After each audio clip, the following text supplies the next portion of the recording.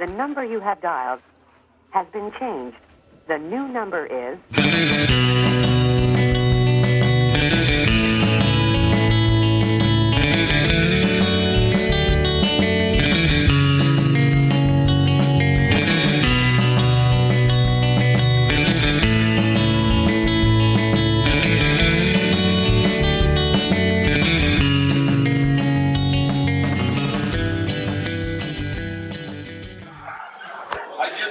Hey, what's up, Internet? Paparazzo Dave Chapman here.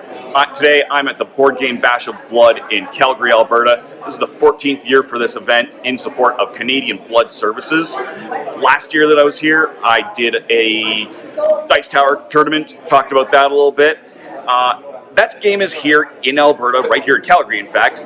So I figured this year, I'm going to talk about another local to Alberta game. So today, we're going to talk about Rolling Empires. So Rolling Empires is a dice rolling, engine building, territory control game from Fongo Mongo Games in Edmonton. Every player gets the opportunity to play a different faction who have their own bag of dice and their own unique creatures and characters that they're going to be buying and playing throughout the course of the game. You can see them playing it behind me.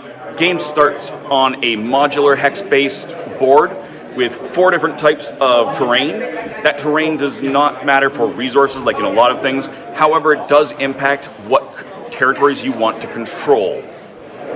Alright, so at the start of the game, every character, every faction, every player has a city.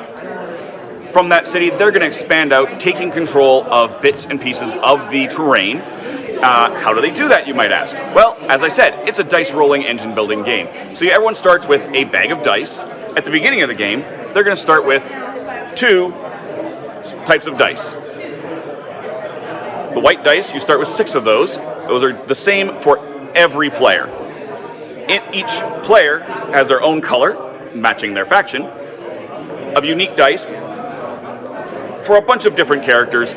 These all have unique abilities based on what faction they are part of. So as the game progresses, you're going to buy these dice, put them into your bag, draw them out, roll them. Those are the resources and actions you get to take during the course of the game. On your turn, you're going to take one of several different actions. You can purchase new dice by spending that resource of whatever that particular dice cost is. You're going to put those into your spent dice pool. Those are dice you can't use right away until you've had a chance to cycle them back into your bag, redraw them, and roll them from there. You can similarly buy workshops, monuments for points, mines. If you have a workshop in play, you can also pay to upgrade those to a mine. All of these things give you additional resources, points. So your basic territory control is done through battle. Shocking, I know. All the dice have battle points. If you're going to take over somebody else's city, you have to have more of these than they have in play. You can then take control of that area.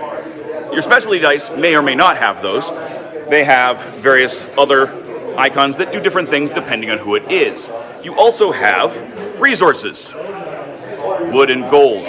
These are spent to purchase monuments, mines, buildings, all these other things. They're going to help you build your engine and do more things as you go through the game. The game only lasts 5 rounds. That seems like not a lot of time, but depending on how many players you have, that can take a little bit of time. As you go around, you're taking your different actions. Battle happens in and out.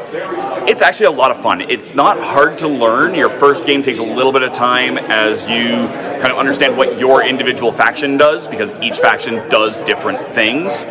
But the actual rules are not that complex. Roll, here's your resources. There are cards and abilities that may change those resources. You can buy more resources. There's all those standard things you're going to see in there. But it is a great deal of fun, and really I've been involved playing this game kind of as it was in development through its Kickstarter. It's a great game. It's a ton of fun. And this is a short review because it's an easy game to explain and an easy game to learn. it's definitely worth checking out. Thank you to Fungomongo Games and, of course, Board Game Bash of Blood for putting on this amazing event for an amazing cause. As always, thank you to The Watch for having me out, and the 427s for the amazing music you hear in this video. Until next time, good gaming and goodbye.